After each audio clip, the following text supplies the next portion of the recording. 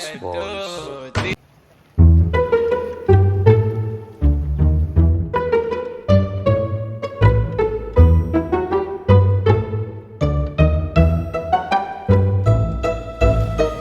ඒ මචං චූටි අයියා අර බලපංකෝ කල්පනා කරගෙන ඉන්නවා බං.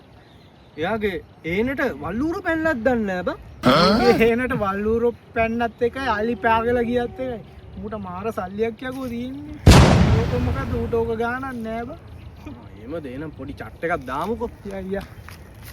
චූටි අයියේ. මල්ලා දෙන්න. කොයිද යන්නේ උඹලා දෙන්න? නෑ චූටි අයියේ මම පොඩි එක්කෙනාට පැම්පස් වගේක් ගන්න යනවා. මම නම් යන්නේ ඔය එලවලු පොඩ්ඩක් ගේන්න ගෙදෙට්ට. එහෙමද? හරි බං. ඒක නෙමෙයි චූටි අයියේ. ඔයා මේ හේන බලාගෙන මොනවද කල්පනා කරන්නේ? මල්ලි මම මේ කල්පනා කරේ මේ හේනම මගේ. උඹලා හොඳටම දන්නවා මට තට්ටු දෙකේ ගෙවල් තියෙනවා. මට කාර් තියෙනවා, මට බයික් තියෙනවා, මට හැම සැප සම්පතම තියෙනවා.